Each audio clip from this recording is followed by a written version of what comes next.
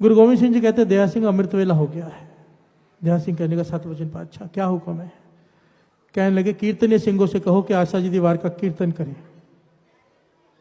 दया सिंह हैरान कि पीछे मुगल फौज लगी है, अभी अभी परिवार का विछोड़ा हो गया है, नदी में बह गया है आधा परिवार।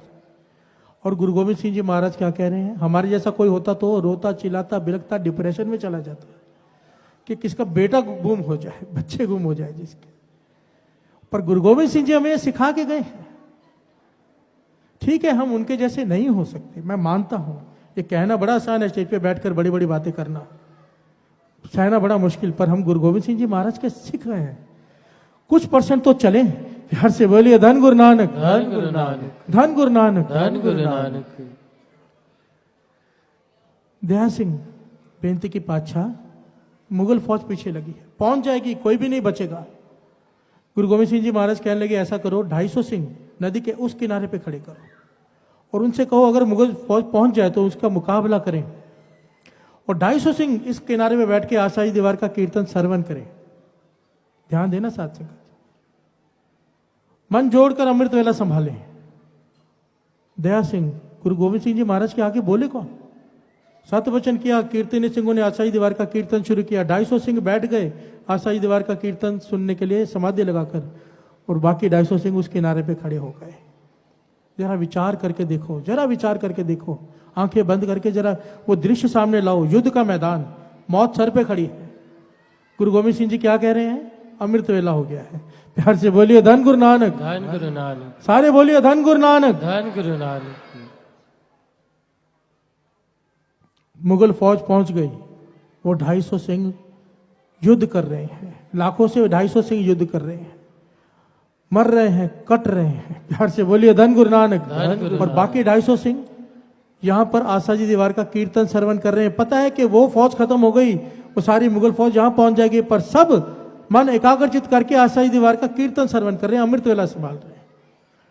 आशा जी दीवार का भोग पड़ा तो दया सिंह इतिहास में लिखा है पहली बार उसने गुरु गोविंद सिंह जी महाराज से सवाल किया, पहली बार, कि पातशाह आपके आज के अमृत वेले ने, एक दिन के अमृत वेले ने 250 सिंह शहीद करवा दिए प्यारे। सारे 250 सिंह शहीद हो गए केवल आज के अमृत वेले के लिए। एक दिन अमृत वेला ना संभालते आज का दिन तो क्या हो जाता है? प्यार से बोलिए धन गुरु नानक, धन गुरु नानक। आपके एक दिन के अमृत वेले ने 250 सिंह शहीद करवा दिए। एक दिन ना करते तो क्या हो जाता? गुरु गोविंद सिंह जी महाराज ने उस समय जो जवाब दिया साथ संगत जी, अगर उन्हें पता होता ना कि हमारे जैसे सिखाने वाले आगे चलकर, तो ये घटना वो वपराते ही नहीं। क्या जवाब दिया पता है उन्होंने? कहने लगे दया सिंह तू क्या कहता है, 250 सिंह शहीद हो गए? मैं कहता हूं 500 सिंह शहीद हो जाते, 500 के 500। तू भी शहीद हो जाता, मैं भी लेखे लग जाता। पर आगे चल के इतिहास में कोई सुनता कि गुरु गोविंद सिंह जी महाराज ने अपने 250 सिंह 500 सिंह शहीद करवा कर युद्ध के मैदान पे जब मौत सर पे खड़ी है तब भी अमृत वेला नहीं छोड़ा। अमृत वेला कितना जरूरी होगा सिख के लिए। अगर ये घटना को सुन के एक सिक्का भी अमृत वेला बन गया तो ये सौदा महंगा नहीं सस्ता है।